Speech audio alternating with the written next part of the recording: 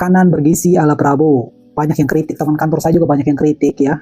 Masa pajak kita dinaikin ya, bayar pajak udah gede-gede, tapi ujung-ujungnya anak kita cuma dikasih makanan seperti ini gitu. Ada di minimal status teman-teman yang lewat di medsos, teman kantor ada juga yang ngomong seperti itu gitu ya.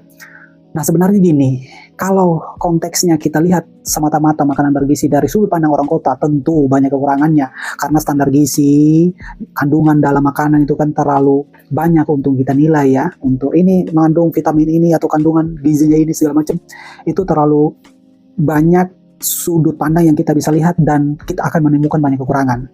Tapi dalam konteks orang kampung itu, makanan itu gizinya berapa, kandungannya apa itu nomor kesekian bos. Yang utama adalah bagaimana mereka itu bisa makan. Perut kenyang, istilahnya perut kenyang, minimal mereka belajar lebih semangat ya, daripada mendengarin guru ngajar dengan situasi perut kosong. Good food, good mood lah istilahnya. Jadi itu akan menjadi sebuah dorongan positif dalam satu hari itu.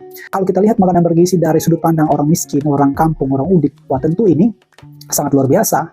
Ya, sangat positif kita menikmati makanan dari pemerintah ini, luar biasa ya, mereka sangat bersyukur.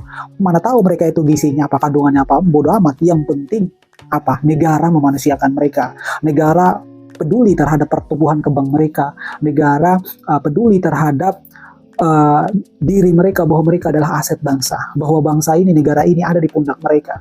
Nah, bisa jadi mereka tuh berpikir seperti itu ya, sehingga nanti pada akhirnya mereka tidak menjadi generasi penghujat atas negaranya sendiri, karena mereka flashback lagi, oh ternyata dari kecil negara sudah memberi saya makan ya, saya dari kecil. Nah, guru juga harusnya menyampaikan lagi kembali ke siswa bahwa presiden memperdulikan makanan mereka, pertumbuhan mereka gitu. Nah, ini ketika mereka didoktrin dari kecil ya, saya berharap dan saya yakin mereka akan jadi generasi yang mencintai bangsanya sendiri, yang mencintai pemerintahannya. Karena saya dari kecil, negara itu support mereka, negara itu perhatian kepada mereka gitu ya. Jangan sampai yang kayak udah-udah ya, dana bos ada tapi diselewengkan. Nyaris masyarakat itu, nyaris anak sekolah itu tidak menikmati.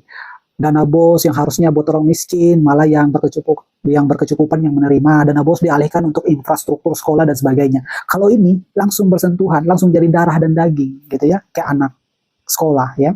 Dan itu tentu akan menjadi memori baik. Jangan mulu kita melihat makanan bergizi ini dari sudut pandang orang kota. Sampai kapanpun, mau siapapun presidennya, kalau kita hanya fokus sama kekurangannya aja, karena kita lihat dari sudut pandang orang yang berkecukupan, ya maka semua program itu akan nggak ada sisi positifnya gitu loh ya. Mari kita support lah hal-hal yang positif yang dilakukan oleh negara, oleh pemerintah, yang langsung menjadi darah dan daging ke masyarakat, itu kita support gitu.